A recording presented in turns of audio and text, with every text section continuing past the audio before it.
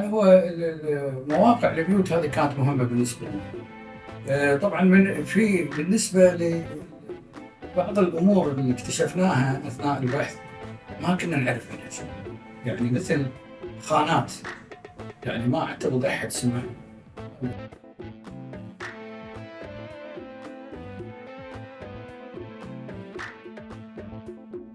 لو تروح أي مكان مثلا أحد يسألك سؤال عن تاريخك والكويت متى نشأت، شلون طلعت، عن اسم الكويت، شنو معنى اسم الكويت.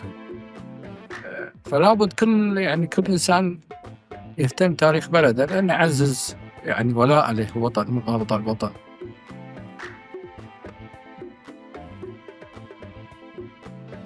طبعا يعني أهم إنجاز الحمد لله بفضل الله سبحانه وتعالى قدرنا نحققه، اللي هو كتاب اسمه معالم مدينة الكويت القديمة. صدر منه حتى الآن، يعني حتى تاريخ اللقاء 10 أجزاء. نتمنى إن شاء الله الجزء ال11 راح يطلع قريب إن شاء الله خلال شهر. فمستمرين إلى أن يعني تكتمل الموسوعة بالكامل، ربما تصل إلى 20 أو 25 جزء، بحيث أن نغطي مدينة الكويت كلها مع يعني القرى يعني قديمة مثل حيحين، بوحليفة، فنطاس، شريبة، الجهراء. إذا الله أعطانا عمر يعني إن شاء الله نكمل المشروع ونفرح الجميع في يعني صدور كتاب اللي يغطي هذه البيوت والمعالم والكثير من الأشياء اللي ربما الناس تسمع عنها أول مرة. يعني الكتاب يعتبر فريد من نوعه في تاريخ في المنطقة، إنك أنت تسوي كتاب تحدد بيوت الكويت القديمة وأهم المعالم اللي بالفريج أو في يعني في المنطقة، وكذلك أيضا تتبع ملكيات البيت الواحد، بحيث أنه يعني ينتهي البيت في المالك الأخير اللي تثمن البيت باسمه، ثم يعني تتدرج وتوصل حق الملكيات السابقة للبيت إلى أن تصل إلى آخر مالك، يعني اللي هو آخر وثيقة تقدر توصل لها، اللي هو المالك. قد توصل إلى المالك الأول اللي وضع إيده على المكان وأنشأ هذا البيت، واستمر ربما يعني البيت هذا 200 أو 250 سنة. فهذا يعني إنجاز ربما يمكن ما شفنا أحد يعني سوى يعني أي من دول المنطقة هذا التفصيل. إضافة إلى أن البيوت هذه يتم إلفاق الوثائق الخاصة فيها، يعني في ناس يعني تبحث عن الوثيقة الخاصة في البيت اللي يسمونها الوثيقة العدسانية، هذه القديمة اللي يعني حررها قضاة العداسنة في الكويت اللي مطور القضاء من 7. فهذه يعني من الوثائق النادرة اللي الناس يعني تسعى للحصول عليها، بعضهم يشتريها يعني بس أسعار يعني عالية جدا. احنا وفرناها المتاحة عندنا، وفرناها في الكتاب.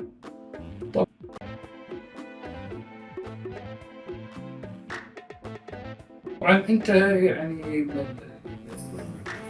لما أنت كسائح شنو أكثر شيء يشدك يعني في البلد اللي تروح له، اللي هو المدينة القديمة؟ يعني دائما تروح وين أولد تاون، تروح دائما تدور المكان القديم اللي هو فيه مجموعة من المباني القديمة وشكل المدينة القديم.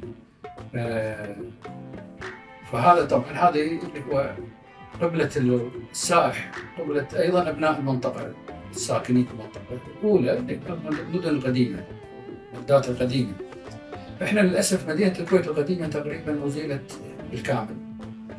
طبعا سبب إزالتها يرجع إلى تنظيم الكويت، يعني إلى مشروع تبناه الشيخ عبد الله سالم سماه الكويت الحديثة. يبي يخرج هذه الناس من حياة الضيم، البيوت اللي لا فيها كهرباء ولا ماء ولا يعني أبسط الأمور، يبي ينقلهم إلى مناطق نموذجية، بيوت متقدمة متحضرة.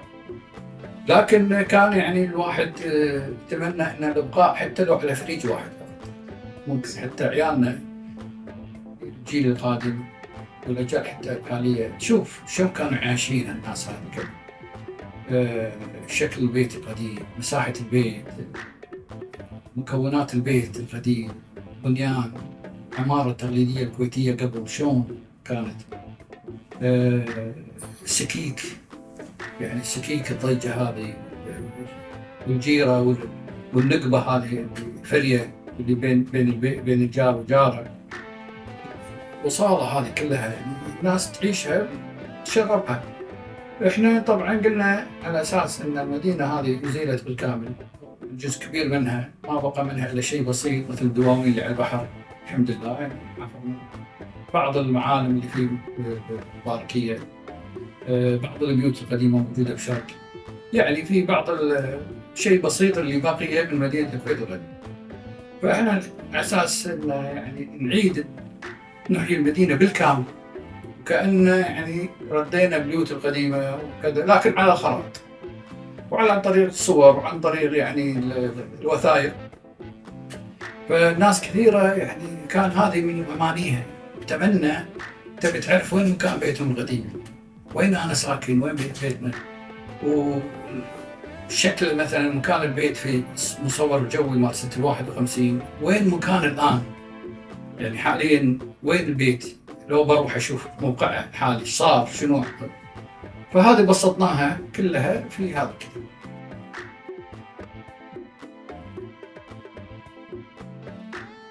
جدا يعني أثر الكتاب كان يعني كبير جدا، وهذا يعني من أهم الأشياء اللي تثلج صدر الإنسان. يعني لما تقول أنت أثر مشروعكم القيم الهادف الأثر، أهم شيء إنه يدخل السرور في قلب الناس. يعني أنت ما تصور فرحة الناس لما تشوف وثائقها وبيوتها القديمة وتفاصيل البيت وتفاصيل الأسرة. يعني كثير مثلا من كبار السن لما يقرون عليهم العيال الأسامي اللي موجودة تنزل دمعتهم، يذكرون شخصيات قديمة جدا عاشوا حريم كبار. فما تصور حجم الفرحة اللي دخلت بسبب هذا الكتاب. وإن كان يعني لحد الآن الكتاب يعني كثير الأغلب والأعم ما يعرفه، كتاب معالم مدينة الكويت. وإن شاء الله عن طريقكم يعني يتم يعني تسويق لهذا الكتاب، لأنه فعلا يحتاجه كل بيت، كل أسرة تحتاجه، واحتاج التفاصيل تستغرب إنه يعني في أسماء وفي شخصيات في أسرتهم ما أسمع عنها من قبل. فإحنا بسطناها وحطيناها لهم عن طريق طبعا أوراق رسمية ووثائق.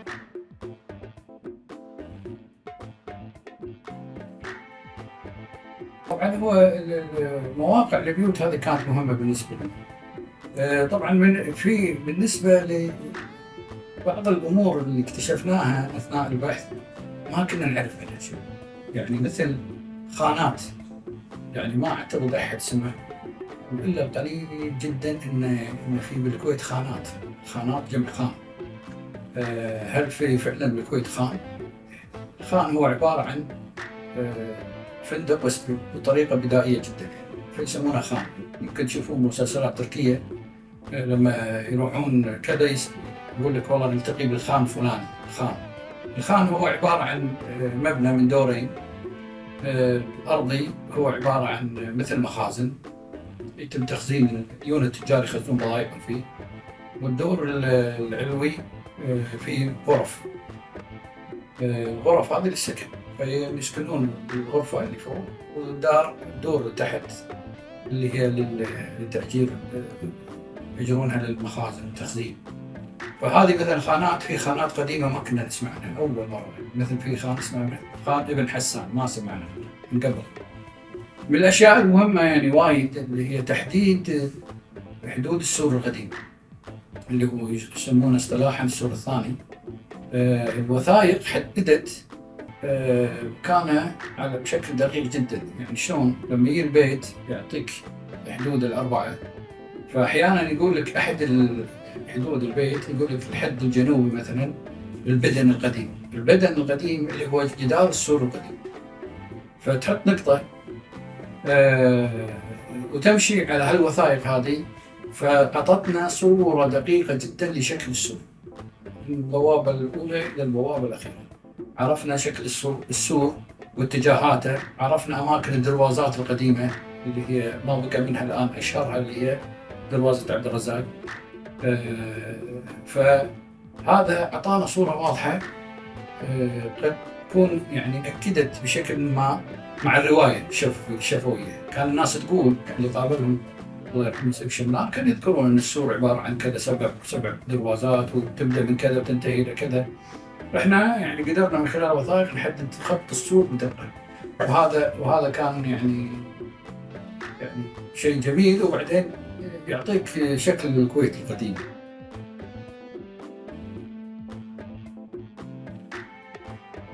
طبعا اللي اهتموا بالمواقع والأمكنة يعني صار الكتاب له يعني مصدر رئيسي رقم واحد بالنسبة له.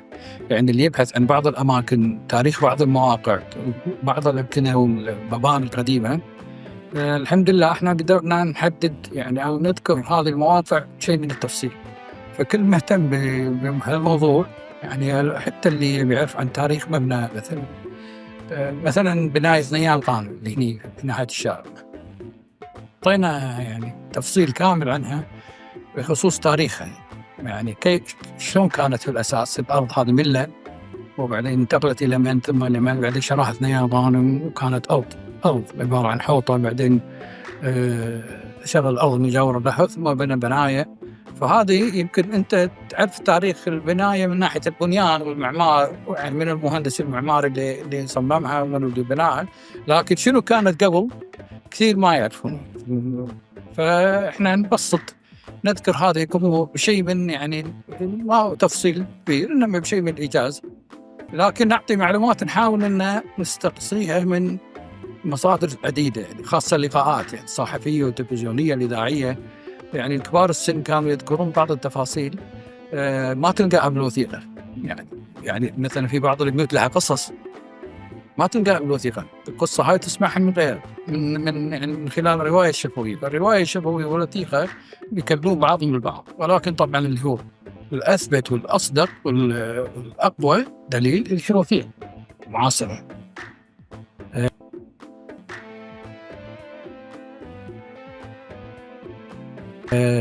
تقدر تنقل الداتا اللي موجودة في الكتاب تدخلها على نظام GIS وتسوي لك ابليكيشن أساس يوديك عن بيتك القديم، يعني ولا جوتو يوديك وين مكان بيتك القديم بالضبط، هني بيتك القديم. فهذا يعني هاي فكرة ممكن نطلع، ممكن نسوي من خلال المشروع نجسد تفاعلي. يعني لو ما نقدر ناخذ مدينة كاملة اللي داخل حدود السور الثالث، إنما ناخذ قطعة مثلا مهمة خلينا نسميها مثلا نواة مدينة الكويت القديمة، هي كان فيها لوية، اللي فيها الفرضة وفيها سوق التجار وفيها المساجد القديمة، ممكن نسوي منها مجسم تفاعلي. يعني هو الناس يعني شباب عندهم فكر إبداعي، وخاصة نظام اللي هو AI هذا يسهل لك شلون تقدر تسويها، وتنحط مثلا في المطار، تنحط في مثلا مباركية، تنحط في مثلا الديوان الأميري أو القصر. فالناس يعني الزوار تقدر يشوفون مدينة الكويت وشكلها قديم. يعني هذا الكتاب تقدر تطلع من خلاله مشاريع يستفيد منها كثير من الناس.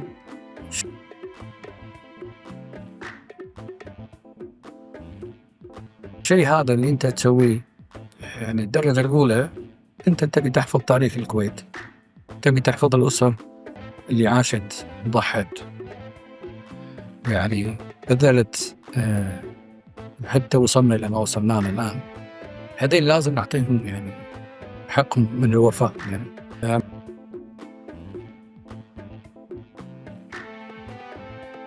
ماكو أحد ما عنده يعني قدرة بأي جانب من الجوانب. يعني ربما كل إنسان يبرز في شيء معين، لا يكون همك وهاجس يعني حياتك المادة، إنك أنت تبي تحقق المادة شيء ضروري إنك تحقق يعني حياة كريمة عندك، لكن في المقابل تقدر تترك أثر. طب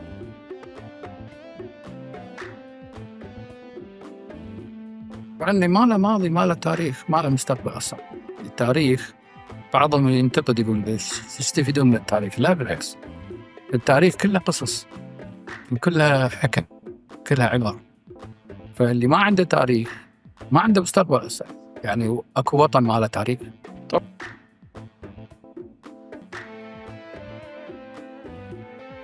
للأسف بعض المعالم يعني مثل ما أزيلت للأسف، بقى منها شيء بسيط. حاولنا احنا بالكتاب نحييها مرة أخرى.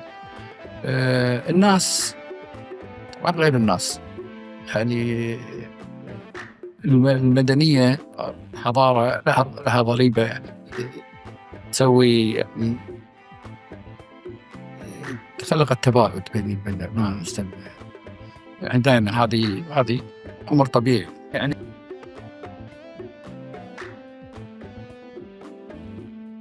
الجيل لابد يعرف تاريخ بلده، لابد يعني ولابد انه يحسن اختيار المصادر. ممكن من حكى في التاريخ هو فاهم، يعني لابد انه يكون المصدر موثوق ومبني على وقائع وحقائق ووثائق وروايات شفوية معتمدة معاصرة.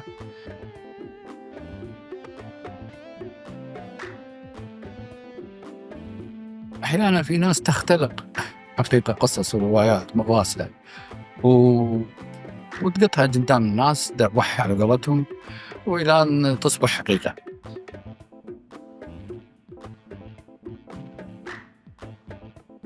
يعني بعض الأسر تحتفظ بوثائق، مجموعة كبيرة من الوثائق عندها، يعني تمنى عليه يوم من الأيام يجونا ويقدمون لنا الوثائق. إحنا عندنا مختبر بالترميم والتعقيد، نعقم الوثائق ونسوي لها سكان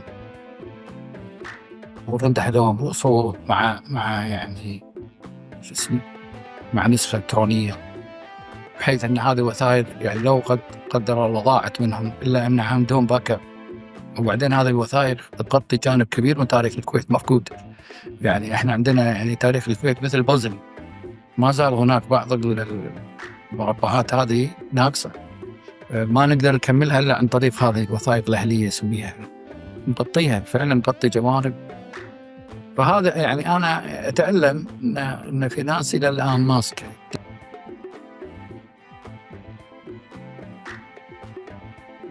نحن نصدر الفكرة هذه للأخوان إذا احتاجوا، يعني نشرح لهم شو الإجراءات والآليات اللي يعني ممكن يسويها. مثلا بلدات النجدية عندهم نفس الطريقة، البحرين نفس الشيء، الشارقة الإمارات كذلك، قطر عندهم مثلا البلدات القديمة مثل الزبارة وكذا، عندهم مصورات صور لها.